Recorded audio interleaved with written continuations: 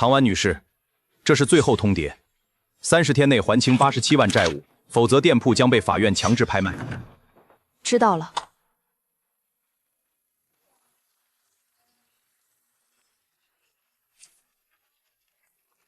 好办便利店今日开业，永久8折。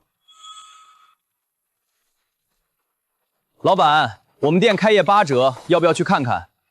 谢谢，不用了，各做各的生意。那我放一张给你参考。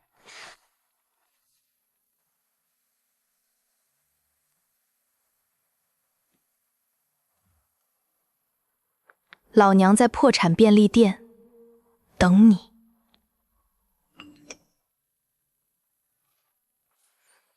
唐婉，该还钱了。周野，我代表债主方，87万，30天。你当年拍我黑料赚的钱还不够吗？一码归一码，这次我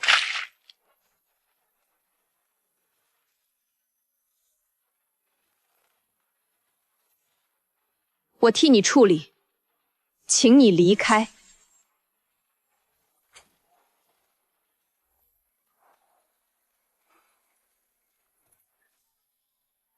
前女团 C 位亲手煮的关东煮，比对面便宜1块钱。好，尝尝不要钱。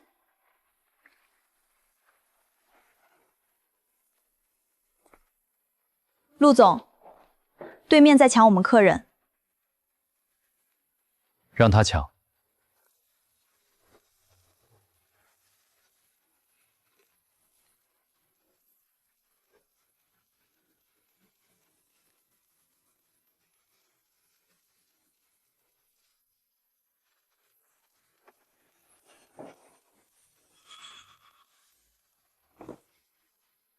谢谢你的顾客捧场。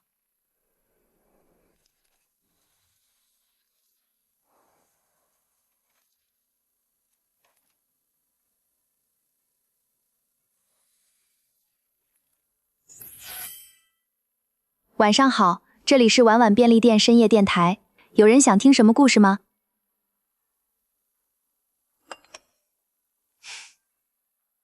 我的故事不值钱，我给你们讲一个送外卖的小哥吧。他刚才在门口摔了一跤，爬起来第一件事是检查外卖有没有洒。里面有你想知道的东西。我为什么要信你？因为我欠你的。30天缓冲期，我帮你争取的。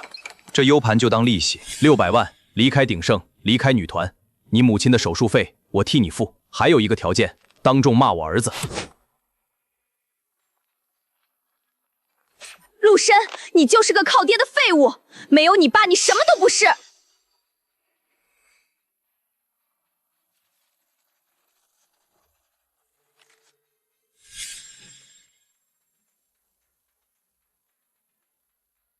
至少这次，他是靠自己来复仇的。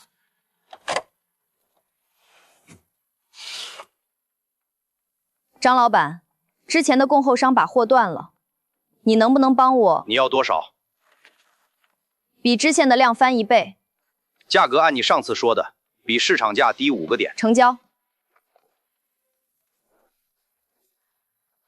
宝宝们，今天我们探店一家。哇，这是便利店吗？也太破了吧！这位宝宝，本店有试吃活动，要不要尝尝？免费的。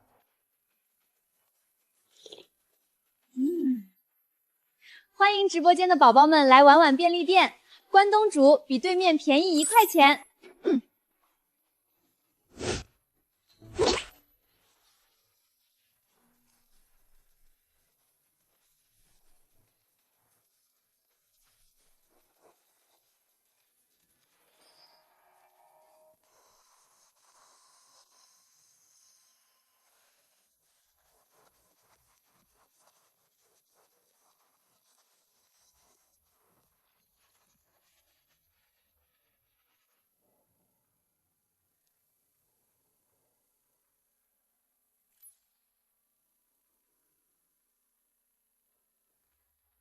宝宝们，对面那个过气女团成员又开始跳舞了，我们来看看。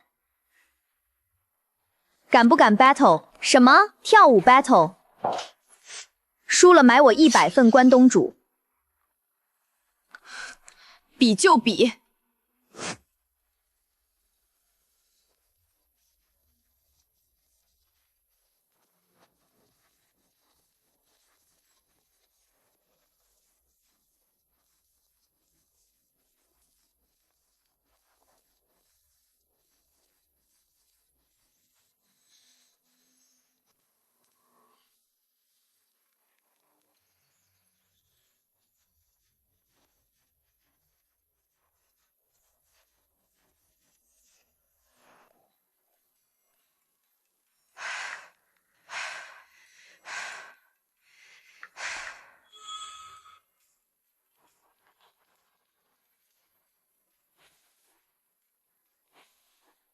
100份，打包还是在这儿吃？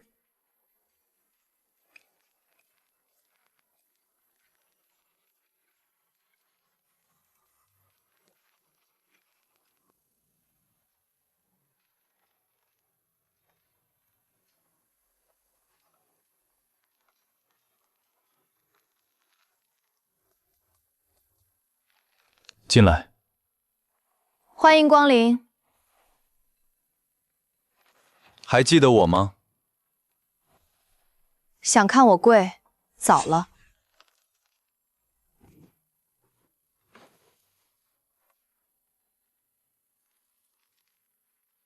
饭团成本价，限量50个，卖完即止。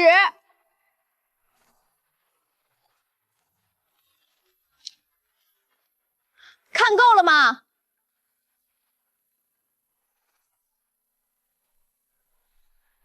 喂，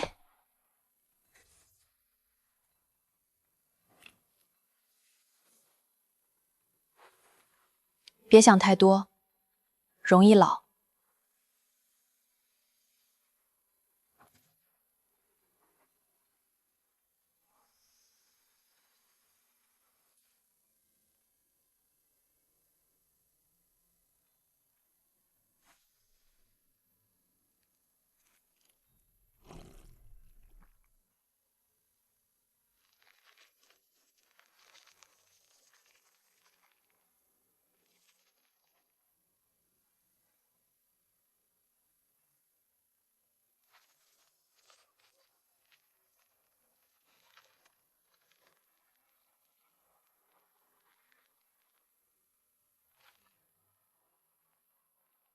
唐婉女士，我们是万家集团的，收购价100万，够你还债还能剩13万。不卖，唐女士，我们调查过，你没别的选择了。出去。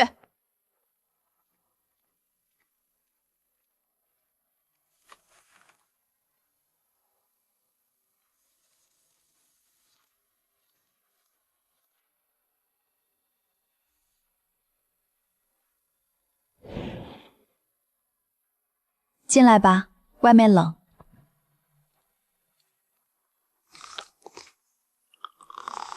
我骂你是废物的事，道歉。但再来一次，我还会那么做。我知道。老板，这面包是昨天过期的吧？我要投诉你们！这不是我们店的面包，我们的面包在那边，包装不一样。这款面包的供货商3天前就换了包装，你手里这个是老包装，3天前就已经不在市面上流通了。我发商圈群了。陆总，你今天去对面了？他那个人……做好你自己的事。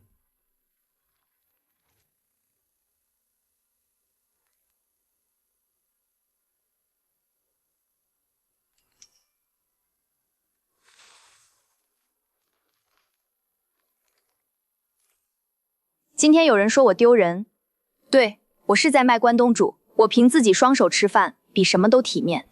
顺便说一下，今天新上的偶像便当是当年我们在练习室里最爱吃的口味。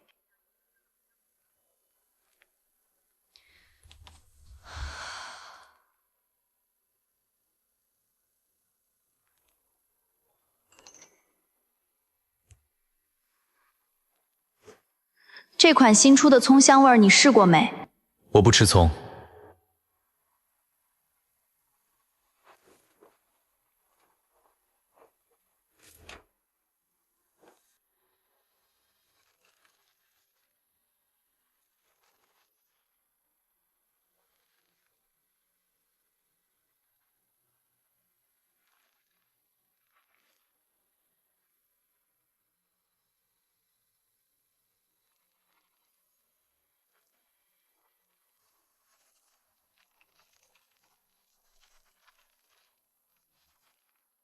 好办最近的价格战，你们的生意都受影响了吧？再这样下去，我的店也撑不住了。房东上周还说要涨租。老街联盟每家店出一个优惠通用共享，比如在我店里消费满30，可以去你们任意家打9折。能行吗？我们单打独斗打不过，联合起来就不一定了。这条街上有面馆、水果店、理发店、文具店，加上我的便利店，所有日常需求全部覆盖。好办能打价格战，但它只有便利店。拼一把！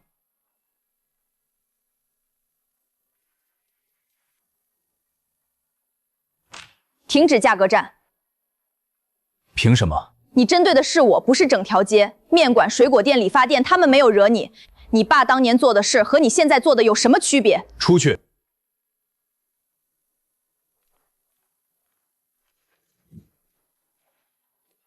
财务部，上一轮补贴的数据发给我，全部的。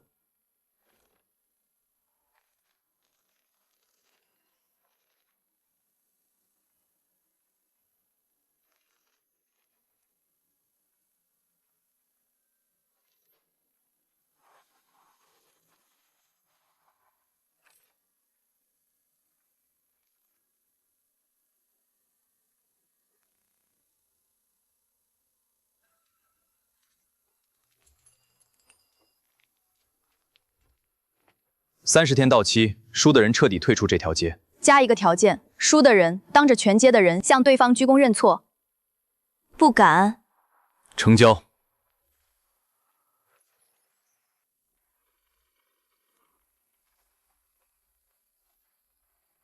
陆远征当年破产不是经营问题，有人在他公司的账上做了手脚，挪用了一笔钱，然后把账做成了亏损。那个人后来离职，加入了万家集团。有证据吗？能证明账是他做的手脚？还差一步，那条资金链的原始流水单我还没拿到，拿到了就能盯死他。什么时候能拿到？我尽快。唐婉，这件事闹大了，牵扯的不只是你们2家店。今天不讲别人的故事了，今天讲我的。我在这条街上守了9天，9天前我只想守住我妈留下来的店，但今天有人跟我打了个赌，从现在开始，我不只是为了守住店，是为了赢。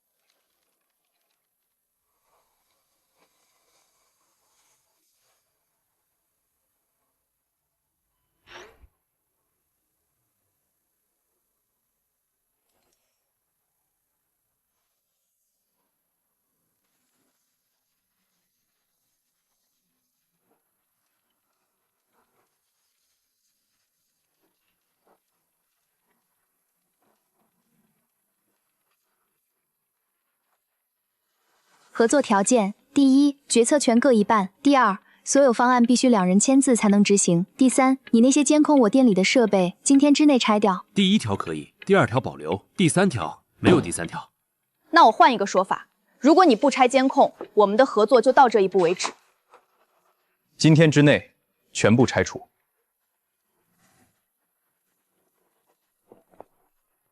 陆总，唐女士，我们老板让我转达。收购报价提高20%，今天之前签字有效。报价提高20%，条件是让我们放弃老街记忆活动，对吧？我们拒绝，理由很简单，你们的报价里不包括这条街上的人。麻烦转告你们老板，下次要加价直接在电话里报数字，不用派人跑一趟。美式？你怎么知道我喝美式？猜的。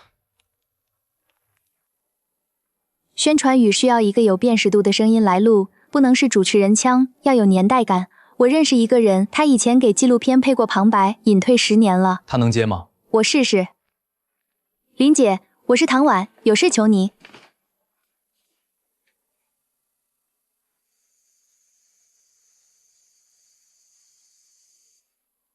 谢谢您。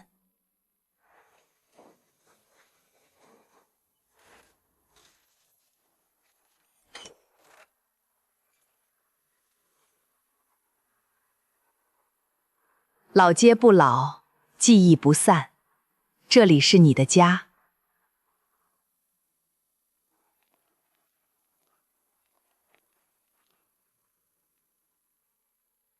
这句“这里是你的家”可以放在活动开场和收尾，中间插入沿街店铺老板的采访录音，每家店录一句话，说自家店在这条街上开了多少年，面馆老板开了15年，水果店老板开了22年，这些数字本身就是宣传。你连音频的卡点都想好了？不只是音频，从明天开始，好办门口的 LED 屏循环播放活动预告，晚晚便利店负责线下物料，线上推广渠道我来对接。活动前一天，在商圈公众号发一篇老街会议的专题推送，把采访录音的节选做成2维码印在海报上。3号。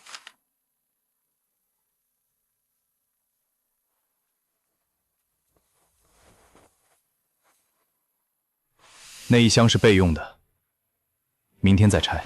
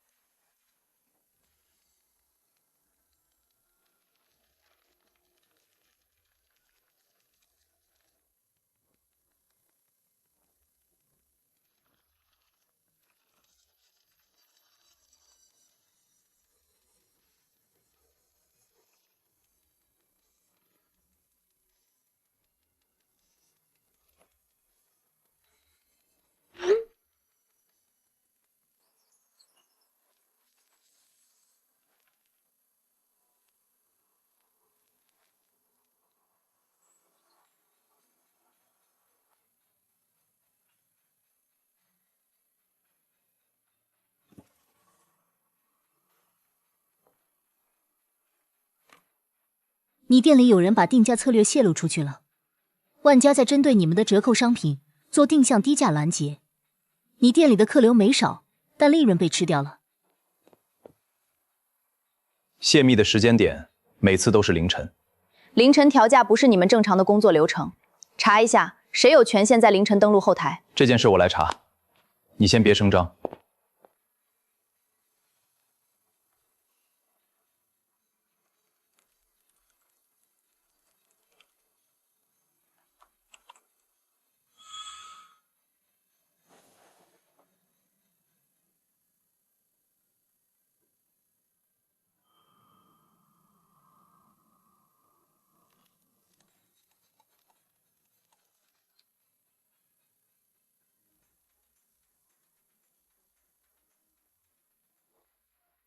我不是故意的，万家的人找上我，活动开始之前他们就联系我了，开出的条件是给我好办5%的干股，我只是想给活动留一个后路，我没想到他们会拿那些数据来拦截定价。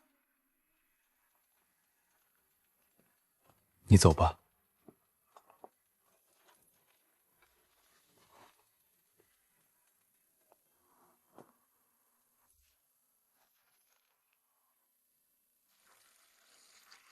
我陪他从零开始，他回国的时候是我帮他找的店面，他资金不够，是我帮他联系的供应链，他晚上睡不着，是我陪他聊到天亮。凭什么？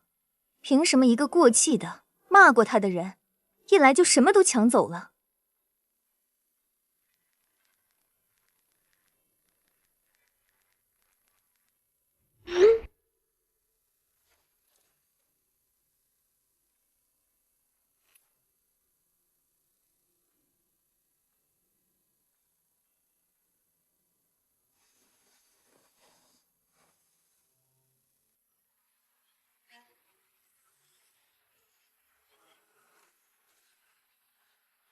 这个位置当年是我爸的修鞋摊儿，照片上还能看到他那个工具箱。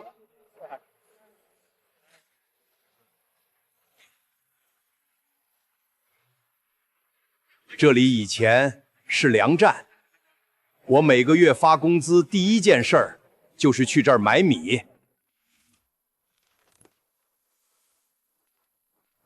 这不在我们的合作预算里，你已经垫过一次了。算我个人投资。老街记忆活动如果因为缺货断档，损失的客流不是这点钱能买回来的。谢谢。密码是我店里的门牌号。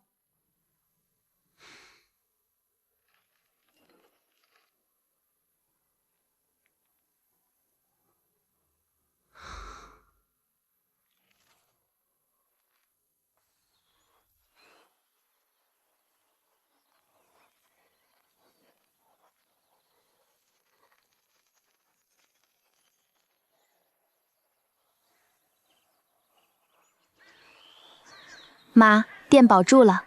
对面那个店的老板就是当年我骂的那个人，他现在是我的合作方。我不知道你听了会怎么想。3年前我签那份毁约协议的时候，没敢告诉你，我怕你知道了就不肯用那笔钱。手术台上的钱是我拿尊严换的，不后悔。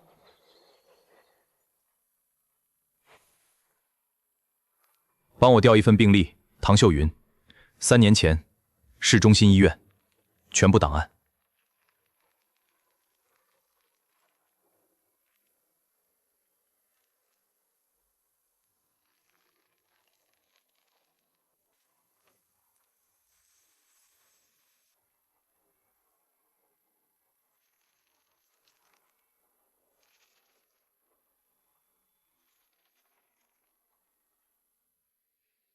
其实，我早就该放下了。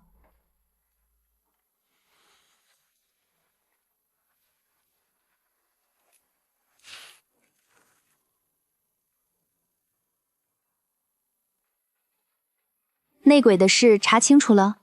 查清楚了。那我们放一个假方案，明天让财务做一份假的预售报表，数字往上虚报30%，内鬼拿到这份报表一定会传给万家。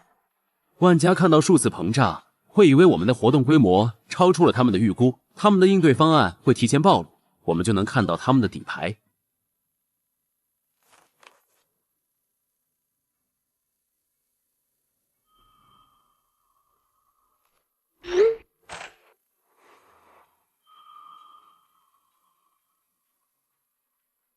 3天前我跟你说过，你走吧，你收拾东西的时间我给够了。我只是想帮你，不必再说了。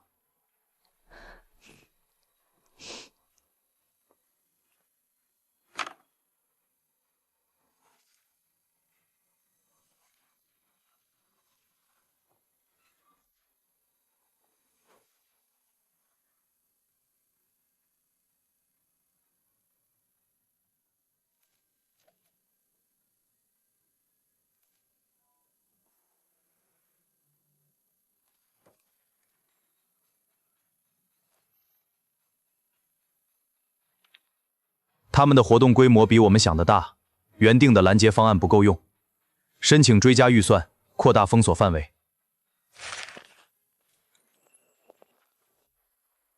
陆神回国开好办的钱不是他自己的，他把鼎盛娱乐最后一块资产卖了，他把名下一栋老办公楼，一共6层，在城西，买家是一个地产商，成交价比市场评估价低了30%，条件是3天内全款到账，1分不能少。难怪他能这么快把好办开起来。他是用他爸最后的家底来打这场复仇。鼎盛娱乐破产之后，骆远征名下就剩这一栋楼了。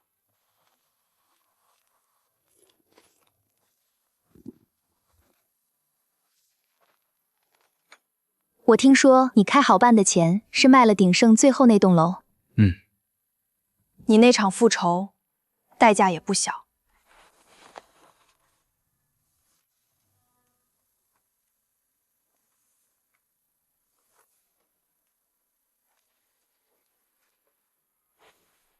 那你现在怎么看这个店？还是复仇的工具吗？以前是，现在这里让我感觉平静。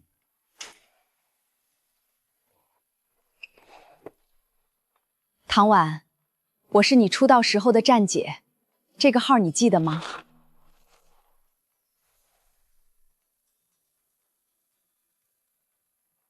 这张舞台照是我出道第100天的演出。对，那天的下班路，你收过我送的信，信封是粉色的，上面贴了一个手画的星星。这些资源我都没丢。出道100天，第一次打歌，第一次签售，最后一场演出，所有照片都在硬盘里，分年份存好了。我可以帮你做老街记忆活动的线上推广。我手里还有几个应援站的渠道，几个站子的皮下都还联系着，能帮你把活动话题推上同城热搜。这些资源你现在还用得上吗？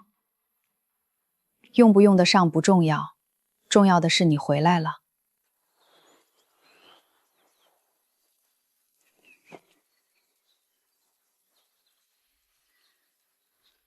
这场地是你主动提出来的，为什么？站姐的资源能带线上流量，但如果没有线下见面做承接，线上流量兜不住。好办的露台是这条街上最大的开放空间，能坐40个人，不用白不用。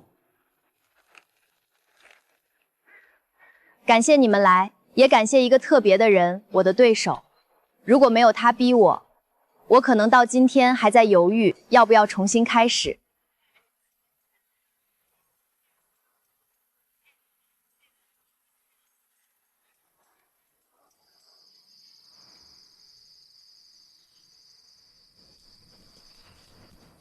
今天辛苦了。你也是。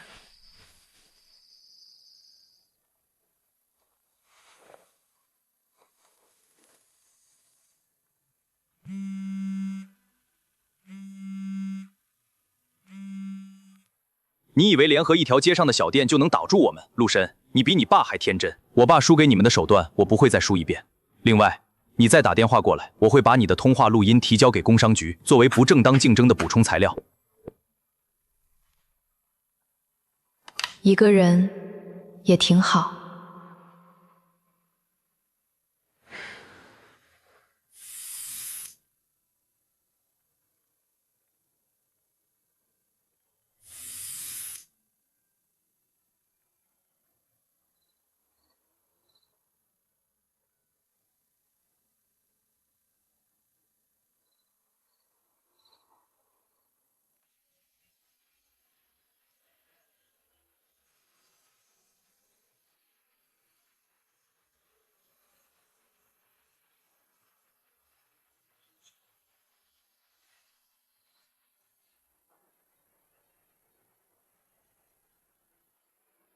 入口被他们截了，从主路进来的客流，第一个看到就是万家。不只是入口，我刚查了商圈物业的备案记录，他们把入口那家店的租赁合同签了3年，不是临时设店，是长期节流。你手上有多少现金？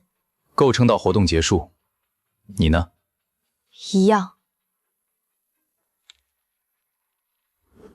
好办的客户数据，最后一批，你从好办离职之前备份的那些，全部导进去。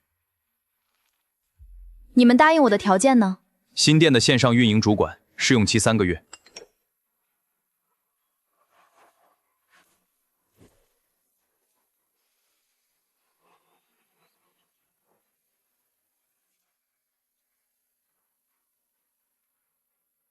客户数据是你带走的。对，而且我还告诉他们你们的定价策略、补货周期、活动排期。你知道万家用完你之后会怎么做吗？不用你教我，我不是在教你，我只是告诉你一个事实，你永远赢不了，因为他不爱你。最后一天，用营业额定输赢，输的人交出店铺控制权，向对方彻底低头认错。你加码了？上次的赌约是退出这条街，这次的赌注是控制权，不一样。什么时候啊？5天后，万家封锁入口的效果正在发酵，再拖下去对我们不利，速战速决。成交。各位，5天之后，晚晚便利店和好办便利店会有一场终极对决，用当天的营业额决定胜负。输的人交出自己的店，我把对决公开，就是请所有人做一个见证。5天后的决战日，不管发生什么事，营业额数据会实时更新在直播间里，谁也做不了假，谁也耍不了赖，这条街上的人都看着呢。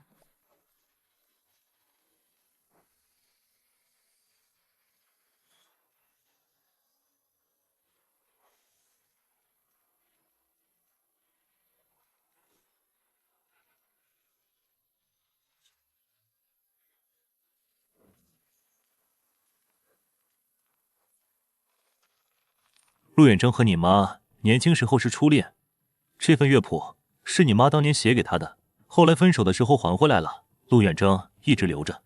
鼎盛娱乐破产清算的时候，我在他办公室的保险柜里找到的。我妈从来没跟我提过。还有一件事，乐谱背面有一行字。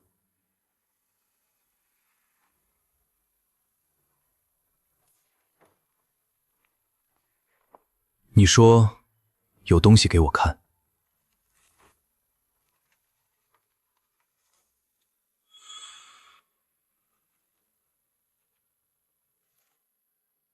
这是我从鼎盛娱乐清算组拿到的。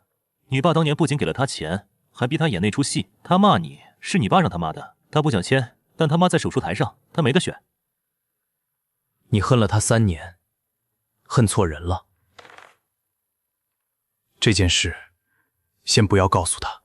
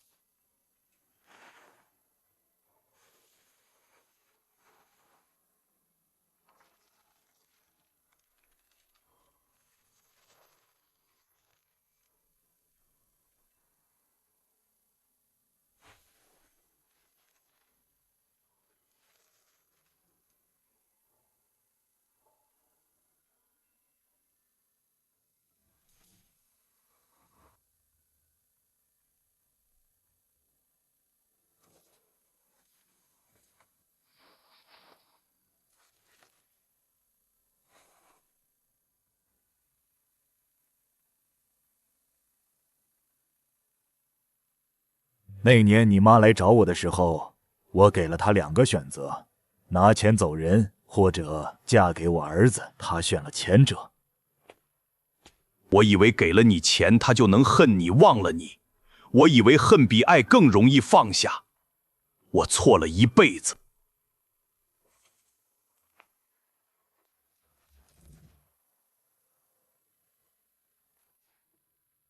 你安排了一切，唯独没安排我们自己的选择。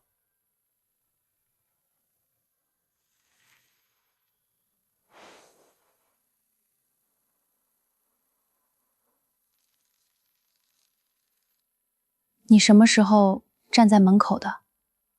你拿乐谱出来的时候，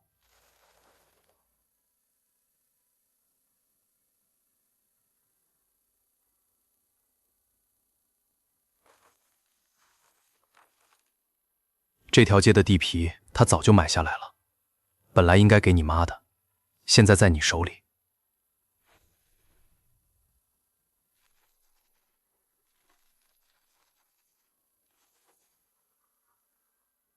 你恨他吗？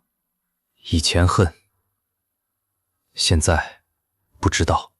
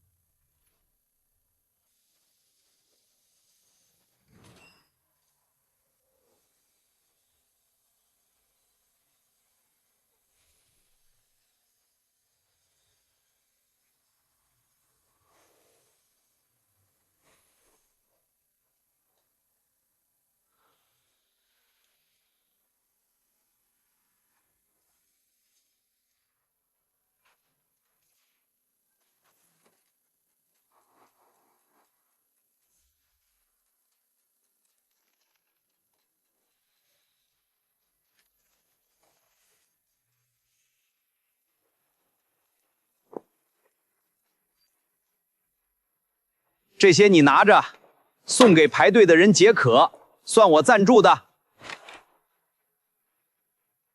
来，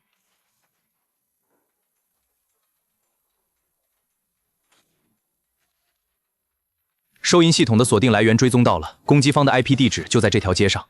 再往下精准定位万家那家新店的内部网络，操作者沈妙妙。报警。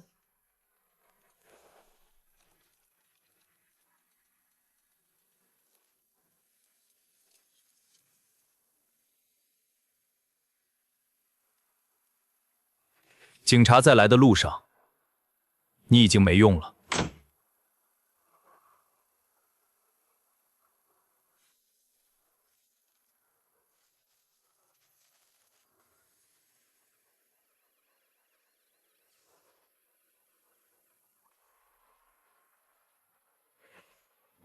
接到举报，这条街上的2家便利店涉嫌违规经营，依据相关规定，请立即停止营业，配合检查。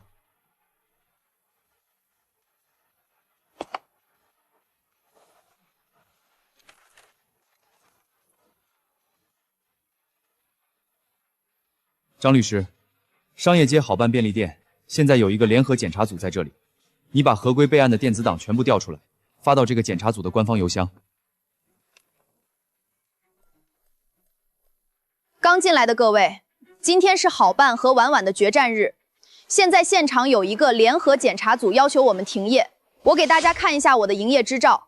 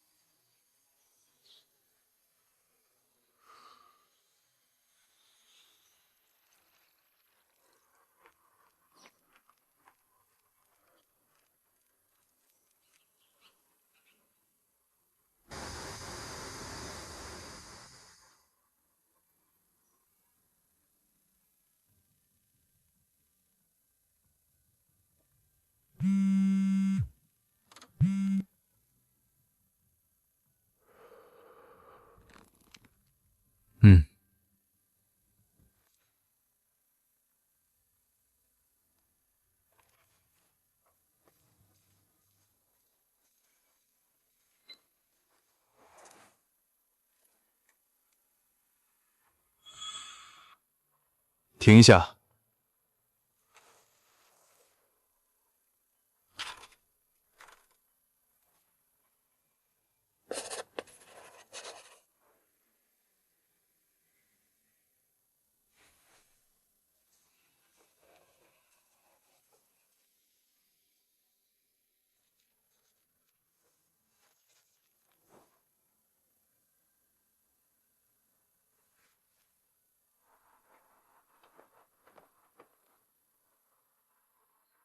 为什么提前关门？停电了。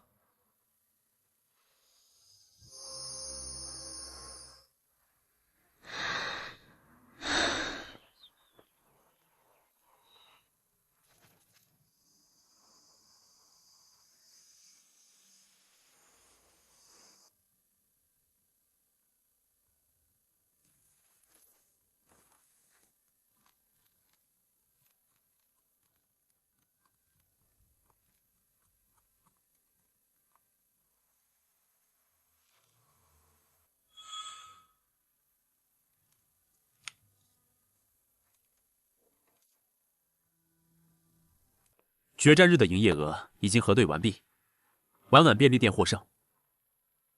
按照赌约，我认输。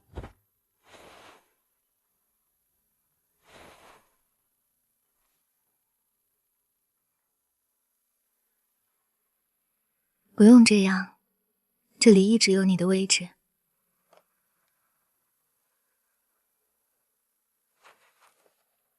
好办便利店的营业额数据是我核对过的，2家店的差距不到1顿饭的钱，没有输家。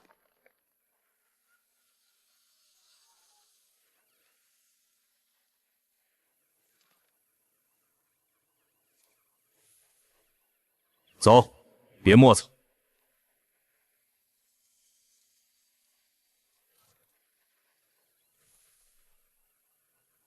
别回头。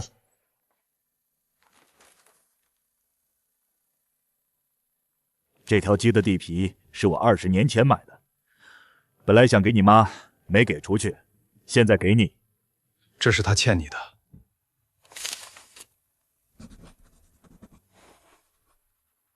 你比你妈倔。合并之后，品牌名字要重新起，不能叫晚晚，也不能叫好伴，叫晚伴，夜晚的伴，晚是我的晚，伴是你的伴。夜晚的陪伴，晚是你的晚，伴是我的伴。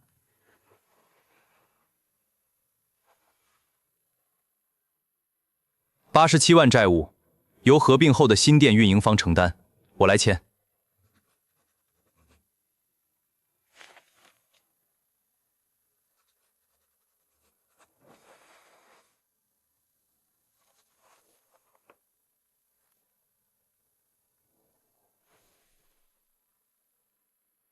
当年拍他黑料赚的钱我都存着，现在全部投进来，算是利息。债主代表转合伙人了。债主方那边，陆家已经出面解决了，我现在是无债一身轻。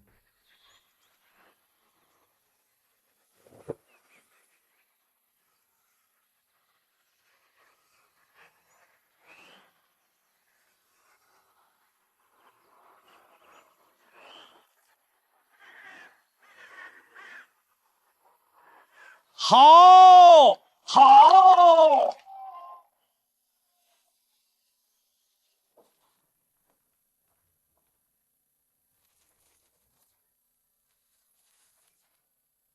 唐婉，欢迎光临。你也是。你都知道了吧？当年你爸来找我，给了我2个选择：拿钱走人，或者嫁给你。我选了拿钱，条件是当众骂你。他说骂狠一点，让你恨我，恨我你才会自己站起来。他说恨比爱更容易放下。他算准了一切，没算准我恨错了人。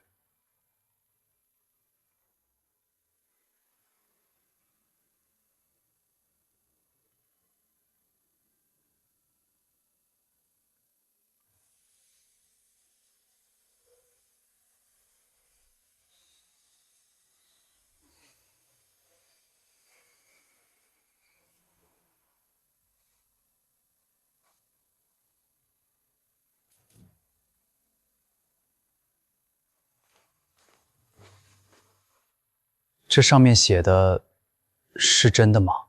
真的。坐下说。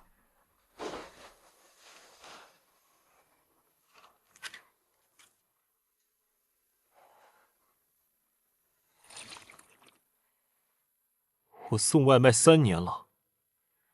上个月我妈生病，我请了3天假回老家。回来之后，平台把我账号封了，说我刷单，申诉3次全被拒，我没敢告诉他。你之前每天跑多少单？最少40单，下雨天能跑到60。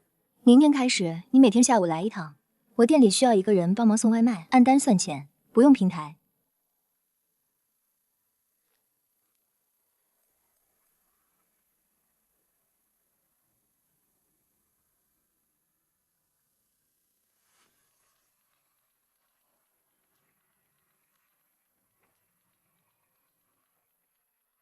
下一步目标是生鲜损耗降到1.5%以下。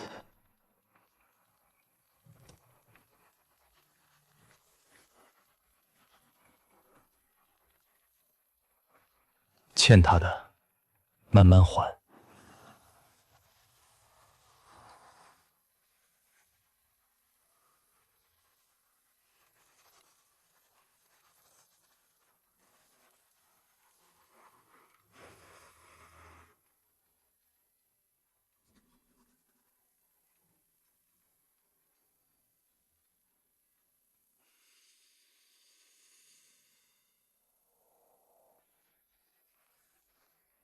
今日开业，蔬菜水果产地直供，比菜市场还便宜，首单免费，先到先得。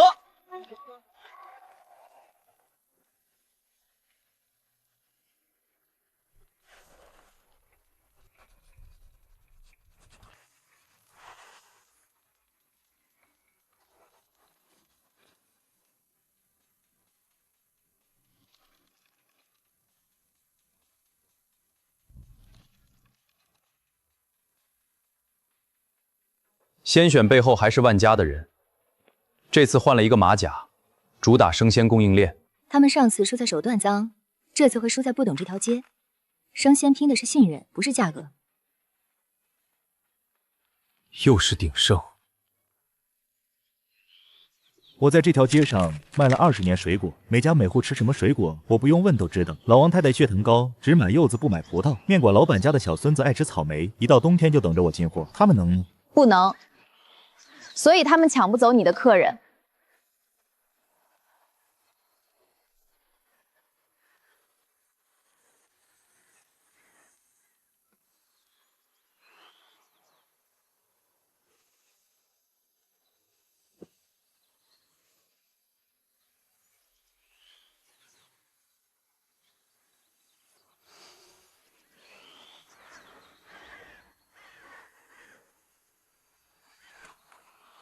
爸，你欠他的，我来还。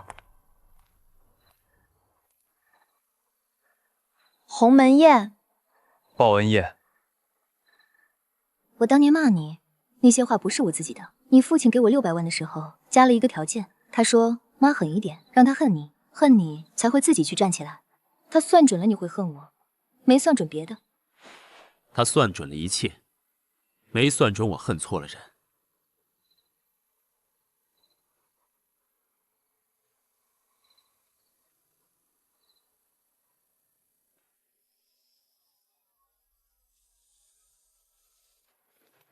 唐婉，好久不见。当年的事我一直放不下，你一个人守着这破店也不容易。我最近在做投资，手上有几个文化项目的预算，不如投资你的店。你跟我分手是因为你劈腿，别演了。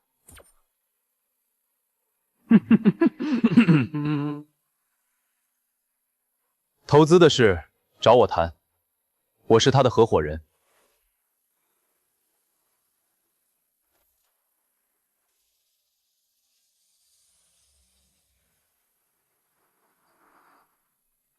他再来，告诉我。你怕他欺负我？我不会让任何人伤害你，这是我欠你的。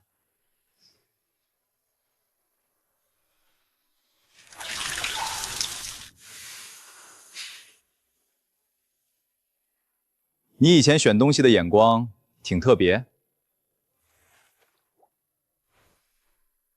现在不是越来越会选了吗？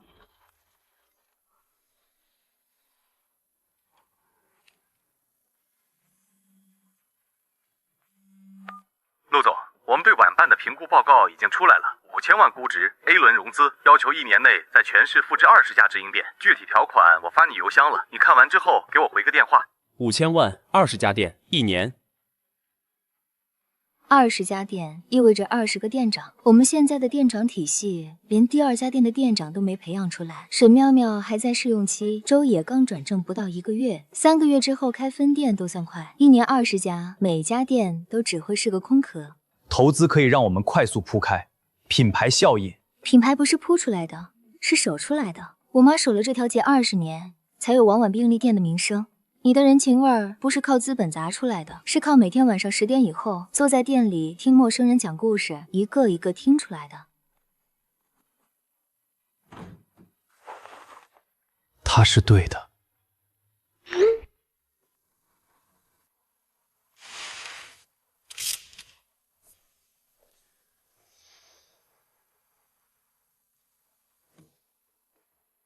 你花了1周做了这个，我做了10年练习生，当了3年女团 C 位。我知道一件事，基本功不扎实，站上舞台也会被轰下来，店也一样。你比我更像一个商人。我像我妈。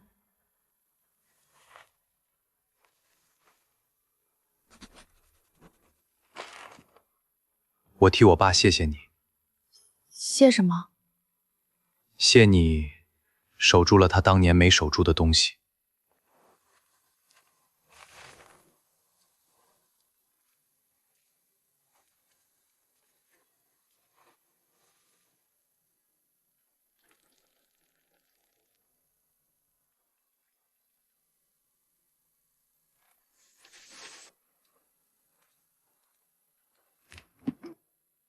万家把我开了，试用期没满就开了。他们把泄密的事儿全推到我一个人身上，说我是商业间谍，上了行业黑名单，没人敢用我。本来想在巷子里做到天亮就走，我来不是求你原谅，我就是没地方去了。夜班店员试用期1个月，从今天晚上开始，时薪和别的店员一样。试用期3个月，不是1个月。夜班从今晚开始，我亲自带。你不恨我吗？恨过，后来发现恨错人了。你也是。穿上，跟我去仓库盘点。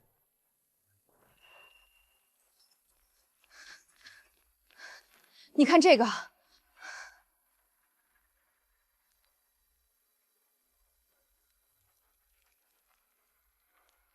今天有一个热搜，说唐婉为钱出卖队友。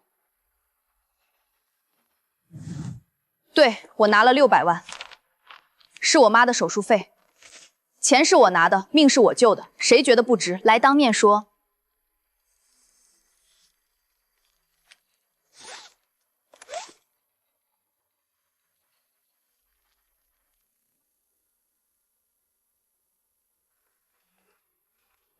不用找零，进去买点东西，支持一下那姑娘，买什么都行。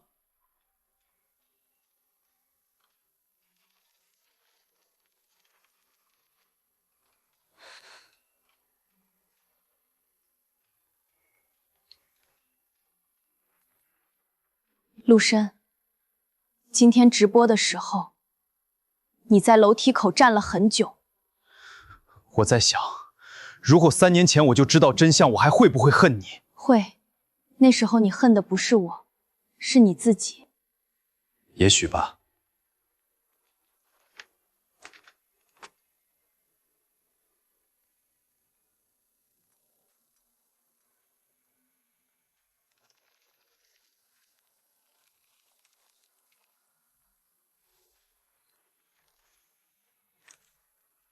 这些够不够？够了。用你的渠道发，对等原则，他怎么爆料，这些就怎么出去。你为他做到这个程度，他不知道吧？不需要他知道。周野，谢谢你，谢谢你后来站在了他这边。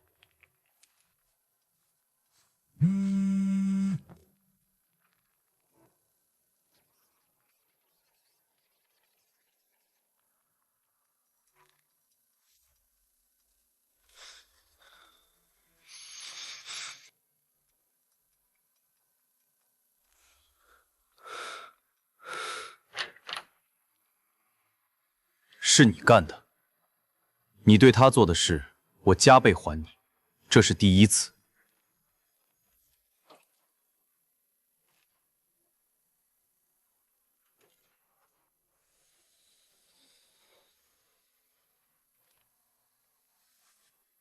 你做的。嗯。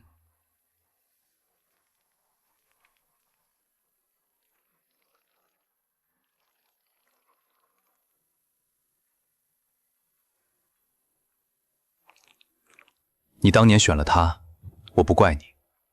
那时候我不在你身边。你什么意思？我是说，以后不会了。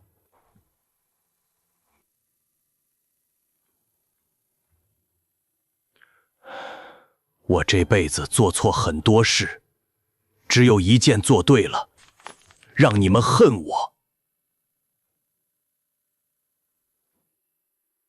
那是我长大的地方。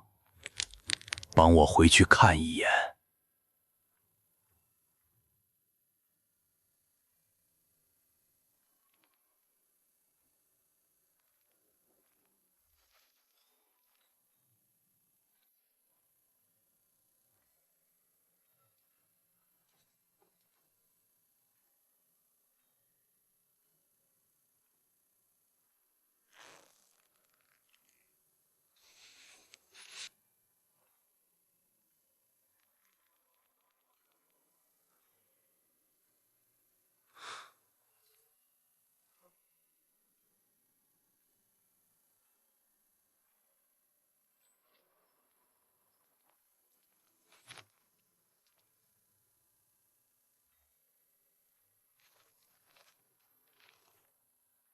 我爸给的老宅的钥匙。什么时候去？我跟你一起。等分店的事定下来之后。你还好吗？不知道。他说他这辈子只做对了一件事，让我们恨他。他错了，你做对的事跟他没关系。唐婉，谢谢你还在。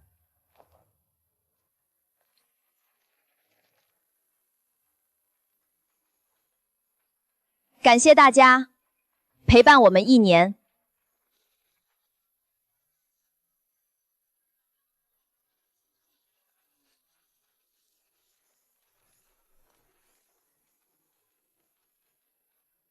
3年前，有个人当着全公司人的面骂我是废物。那之后，我在国外待了2年，回来的第一件事儿就是在他店对面开了一家便利店。我要让他看着我一步步赢，看着他一步步输。后来我发现，我赢不了他，不是因为他营业额比我高，是因为我每次想让他输的时候，自己先输了。我想证明给他看的东西早就证明完了，结果我不在乎。我只想问唐婉，我用恨靠近你，用爱留下来，你愿意吗？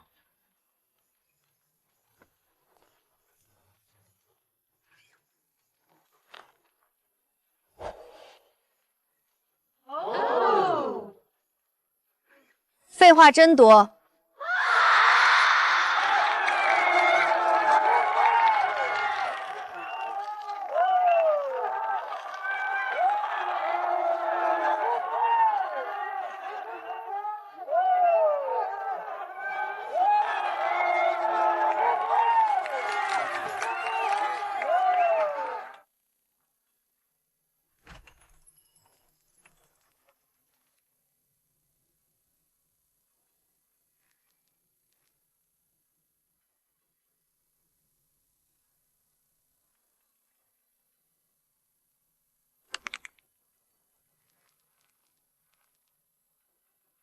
唐婉，我说那3个字的时候，你紧张吗？不紧张。骗人！你亲我之前手在抖。闭嘴！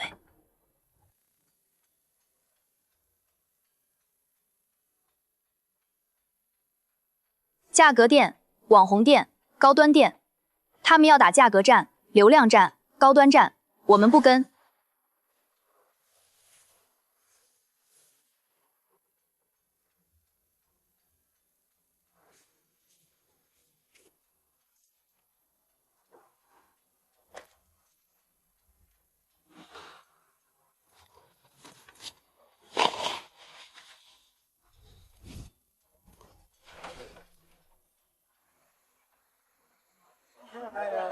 来姐妹们，等着哪儿去？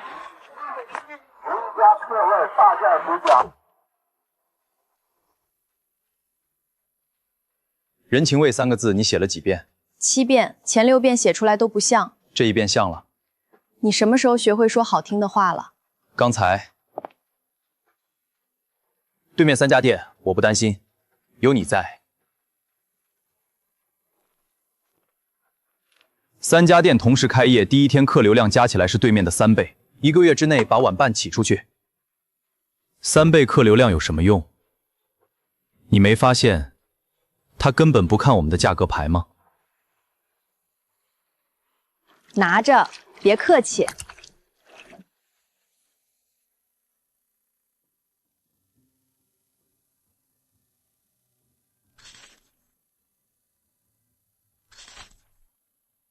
邻里卡，消费积分换的不是商品折扣，是这些服务。代收衣服和零食看孩儿。这条街上双职工家庭多，小孩放学早没人接。李姐家的儿子每天下午3点半就放学了，他6点才下班。这2个半小时孩子就在街上晃。这个服务他们复制不了，不是技术上做不到，是他们的店员不会做。他们的店员都是按单提成的，帮人接孩子又不产生销售，没有人会给店员算提成。我把这套服务体系的运营数据做成了模型，信任指数、响应时长、复购率，这3个核心变量只有在这条街上才有数据支撑。离开了这条街的熟人关系网，同样的服务根本跑不通。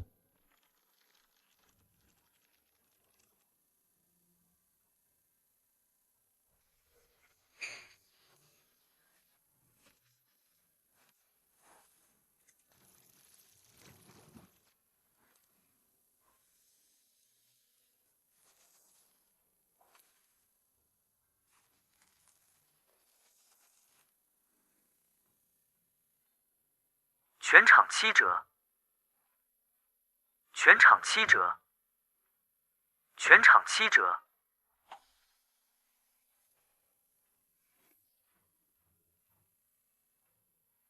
投资人在问，3家店同时开业，补贴烧了这么多，客流量不升反降，财务那边的账已经不好看了。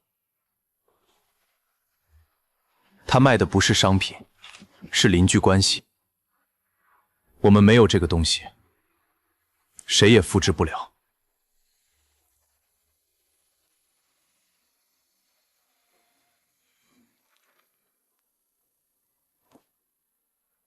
你做的这个模型，信任指数、响应时长、复购率，你什么时候学会做数据模型的？在国外那2年，睡不着的时候学的。那时候我以为学这些东西是为了回来打败你，现在呢？现在是为了不让你输。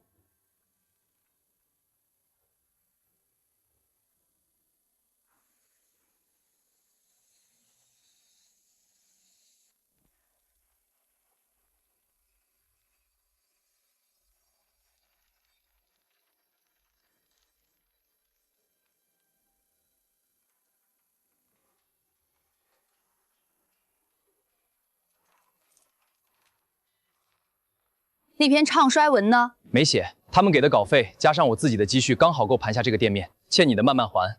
这次站对队伍。晚办的夜间客流10点以后有闲置，深夜食堂可以接这个时间段的客群。2家店打通会员系统，邻里卡积分在深夜食堂也能用。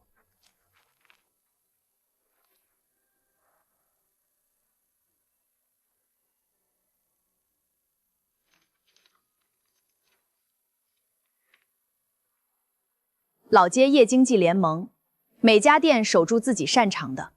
深夜食堂管宵夜，面馆管午餐，水果店管生鲜，晚办管日常。邻里卡在所有联盟店会通用。周也终于站对了一次队伍。他欠你的慢慢还，我欠你的也是。陆深，你不欠我什么了，你爸做的事不是你的错。我知道，但我还是想还。走吧，明天还要早起。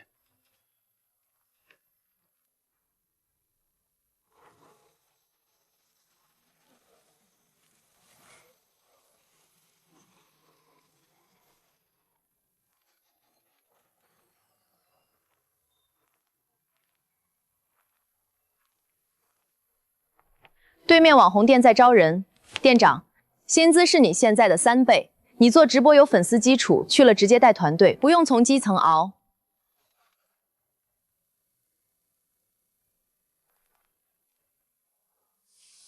不去，你疯了？3倍工资不要，窝在这儿煮关东煮。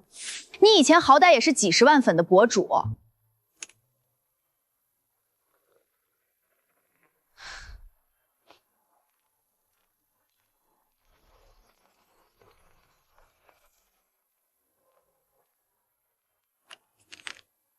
刚才有人来挖我，对面网红店3倍薪资，店长职位，为什么没去？在你这里，我第一次觉得做对的事情比赢更重要。明天要补货的品项我列好了，鱼丸库存还剩3袋，海带结只剩1袋了。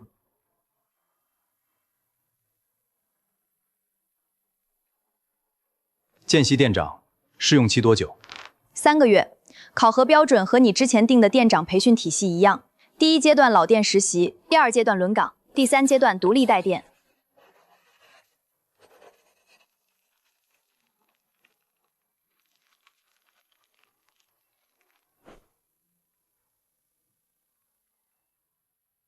你当初让他继续在这里工作是合适的决定。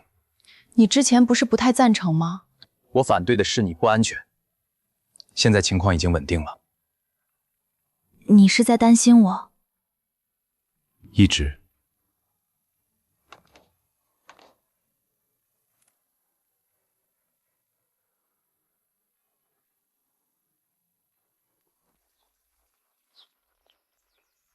搜念新歌，NB 取景。搜念新歌，NB 取景。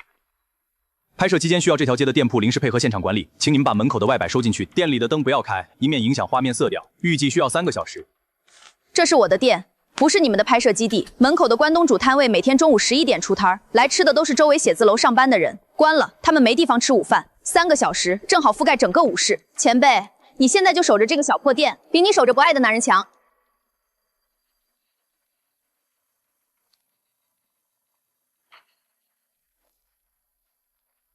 我不道歉，他当年为了 C 位配合你爸排挤我，现在又带着团队来我的店门口摆架子，从头到尾我没有说一句假话。那就不用道歉。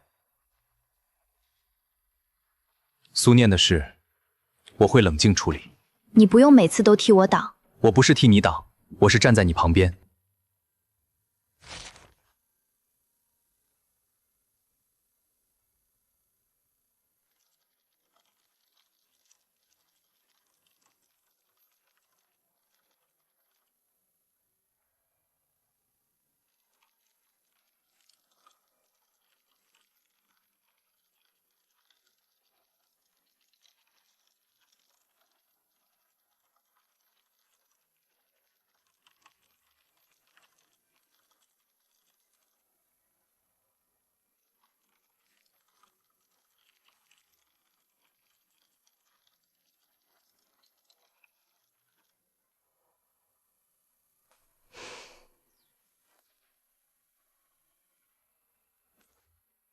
苏念的形象定位是完美偶像，现在舆情在发酵，我们内部需要重新评估。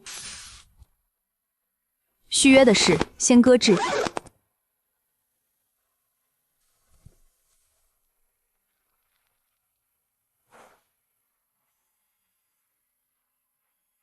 我是当年和你一起受排挤退出的前队友，我看到了那篇长文，那些细节和我的记忆对得上，你能不能见我一面？可以。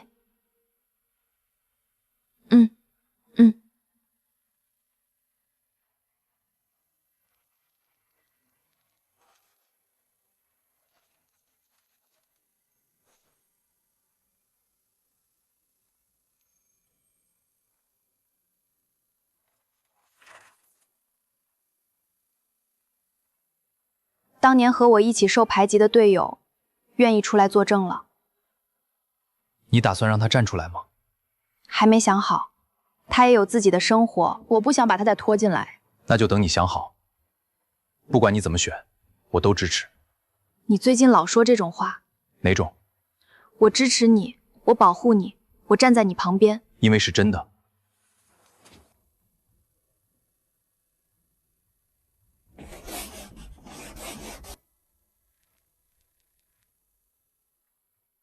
有一个联名合作方案想当面聊，时间可以配合你。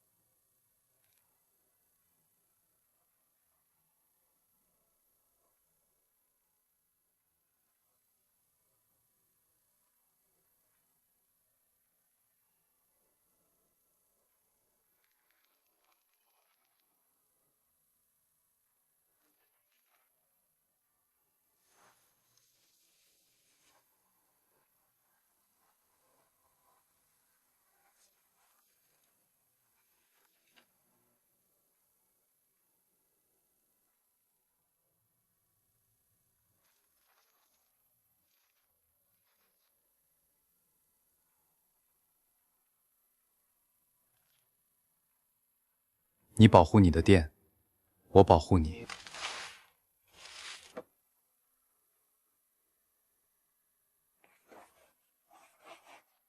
你喝吗？不喝，收藏。这是我们第一次一起做的产品。知道了，给你留2罐。店长，今天客流正常，排班都按表执行。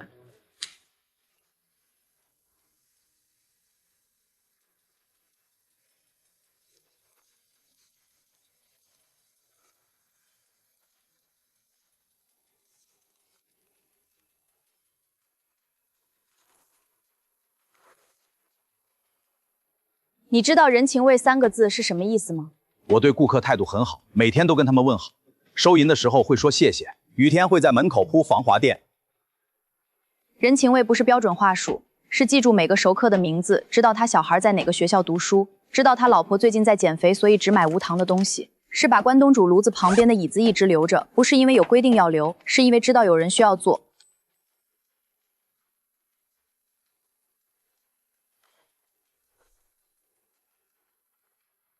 我撤回所有扩张计划，第3家店先不开了，第2家分店也不急着继续铺，让这个店长先回总店重新实习3个月。问题不在他，在我，是我没把人情味3个字变成可以教的东西。你越来越像你妈了。开一家店，爱一条街。你越来越不像你爸了，这是好事儿。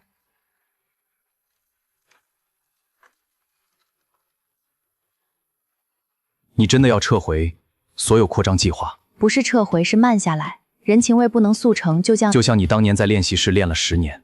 对，唐婉，不管你开几家店，慢还是快，我都跟你一起。知道了，一起。我这辈子做错很多事，只有一件做对了，让你们恨我。陆叔叔，我不恨你了，你放心吧。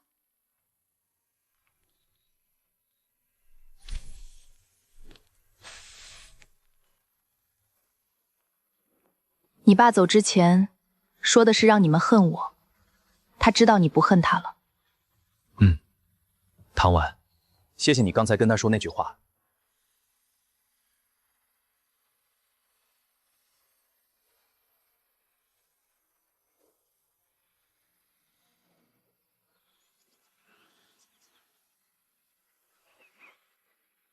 鼎盛娱乐还剩最后一笔资产，一直在清算组那边放着，前几天刚解封。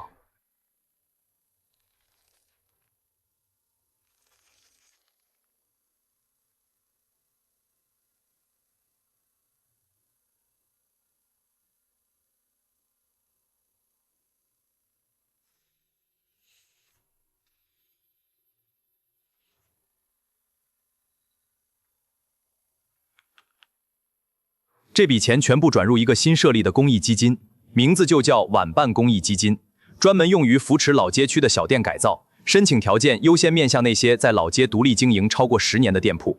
这条是你家的？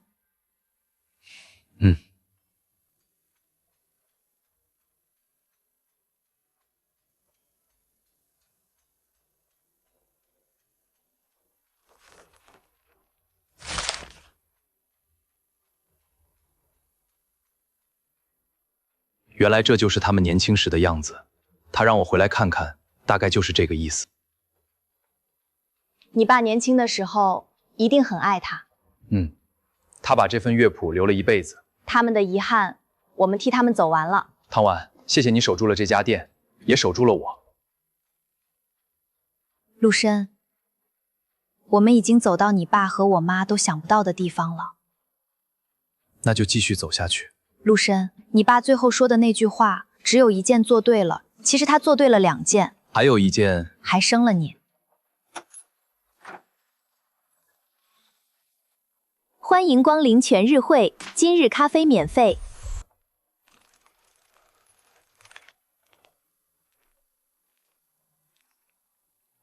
不卖。不卖。他们要打技术战，我们就打人情战。智能货架可以算出你买过什么，算不出你老伴住院的时候需要什么。技术可以复制，10年邻里关系复制不了。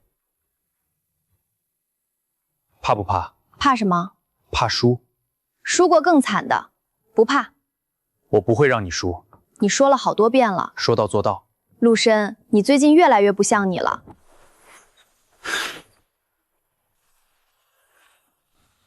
唐婉从晚办跑过来，面馆老板从口袋里掏出一张纸条，递给唐婉。纸条写着一个地址，城市边缘一个批发市场旁边的门牌号。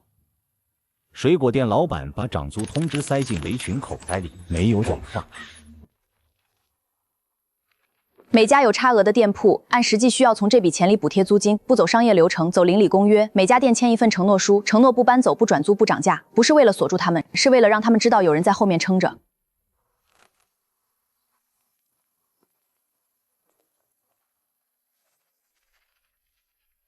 这条街上的小店正在消失，这些店铺不只是店铺，是有人记得你的口味，知道你孩子几岁，会在你生病的时候帮你留一碗热汤的地方。这是我们留住老街的众筹方案。这里是店铺名称、补贴金额和推进进度。目前这些店位已经被补贴覆盖，这几种还在谈。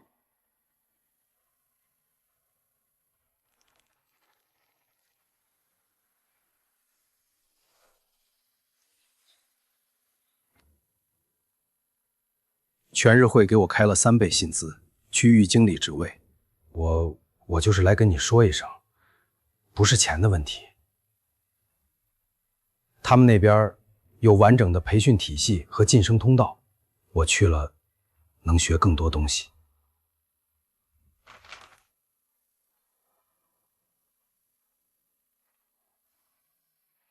随时欢迎回来。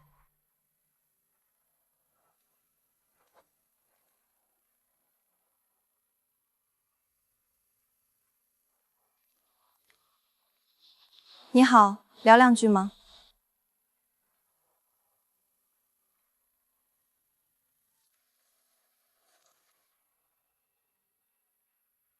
我欠他一条命，多少钱都不卖。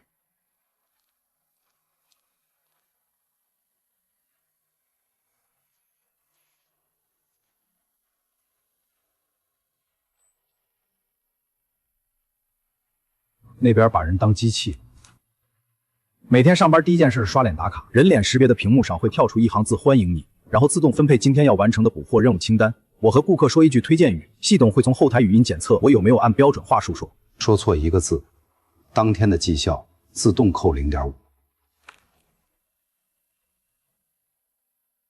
这里把人当人。你最近在培养的人都回来了？不是我培养的，是这里本身。这里？晚办，一个让人想回来的地方。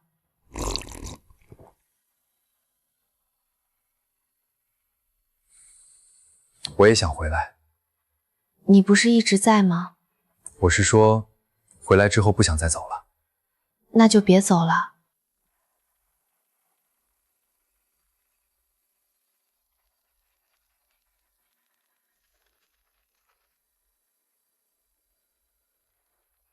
从头到尾都是同一只手。低于成本价倾销、违规收集用户生物信息，这2项都够得上反垄断调查和个保法处罚的门槛。这次我们不只为自己打，是为所有小店主。面馆老板搬到批发市场旁边之后，一天卖不出10碗面。水果店老板上周跟我说，他可能也要搬了，他已经开始看成交的铺面了。全日会那个中国区负责人，我查了一下他之前履历，他在跨国资本集团的时候，主导过对国内3家连锁便利店的收购，3家都是先用补贴战把对方拖到资金链断裂，再低价收购，收购之后全部拆散变卖，货架设备卖掉，店面转租，没有一个品牌留下来。专访那天，他提到了晚办，说晚办的人情味模式是前工业化时代的经营理念，未来属于标准化和数字化。他还说，不能规模化复制的商业模式不具备商业价值。周野说的那些资本集团的收购套路，你不怕？怕，但你刚才在桌上说了一句话，我不怕了。哪句？不能规模化复制的商业模式不具备商业价值，但有些东西不需要复制，只需要守住。你守店，我守你。你今天是不是吃错药啦？没有，就是突然想说。中国小店联盟倡议书：如果你是便利店店主，如果你也面临连锁巨头的价格碾压和房东的无理由涨租，如果你也不想把你的店卖给那些只认资产不认人的资本，我们联合起来。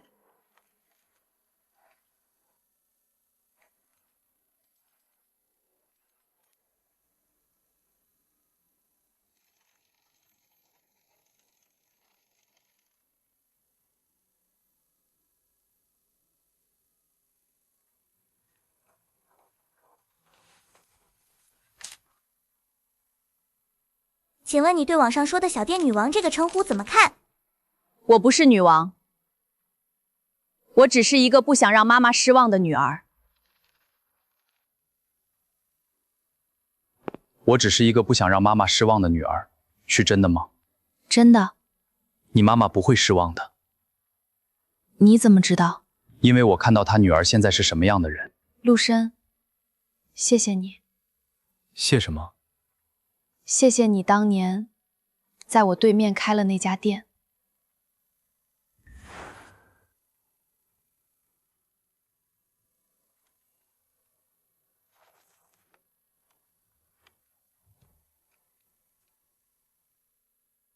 你好，反垄断举报中心。低价倾销证据，违规收集用户数据证据。好的，受理编号是。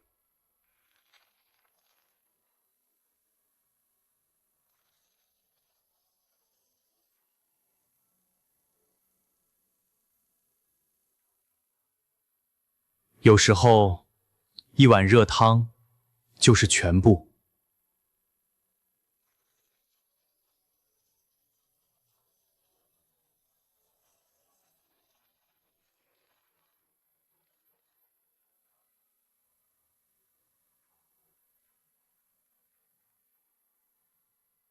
这条评论是谁写的？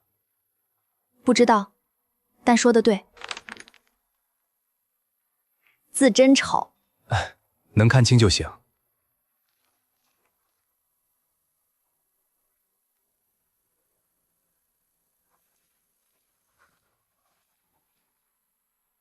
晚办目前在全国有14家分店，我们可以保留所有员工的岗位，不裁员，不降薪，不对营业模式做强制性调整。你个人可以担任全日会在中国区的社区零售品牌代言人，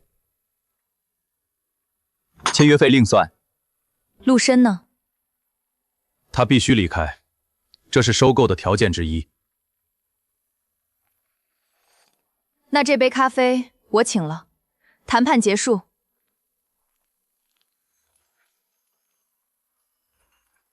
他们以为我会换你。我知道你不会。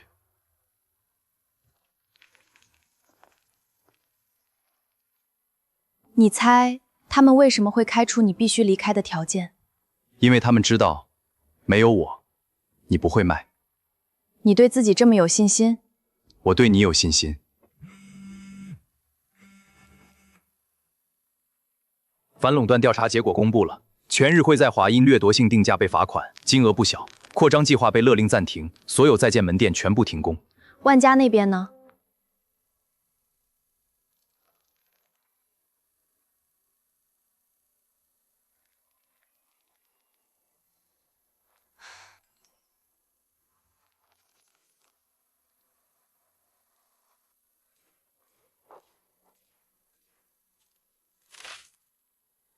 这是什么？我爸留下的，应该给你。这是他年轻时候写给阿姨的，他一直留着，走之前交代一定要给你。他们年轻时候的遗憾，我们替他们走完了。地契你也收着，这条街以后你来守。我们一起守。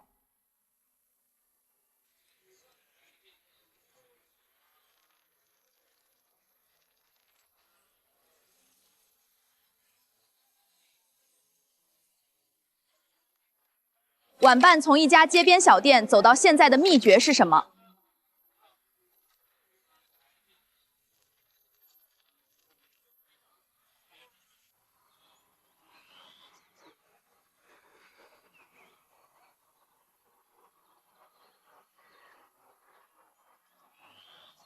我当初拍他黑料的时候，从没想过自己会是他的证婚人。哈哈哈哈。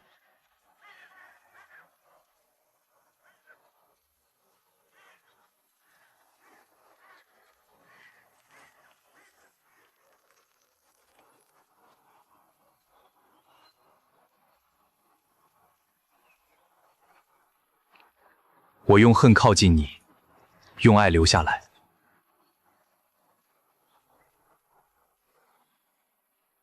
我守住了我妈的店，顺便收了你。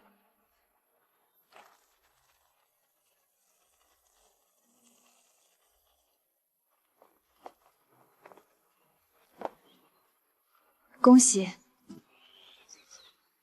你当初留下他是对的。你说过了。我还想再说一遍。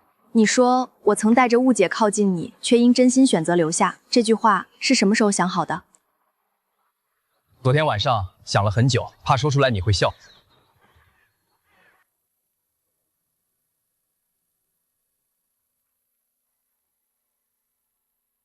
妈妈，这是什么？这是你爸爸第一次对妈妈笑的地方。如果让你重来一次，你还会骂我吗？会。不骂你，你站不起来。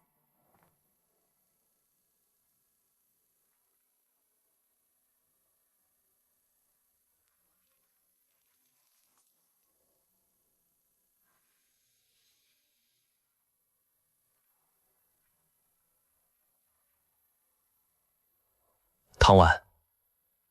嗯。以后每年下雪都来这里。好。带他一起来。陆深，谢谢你选了我。我没有选你，是你把我留下来了。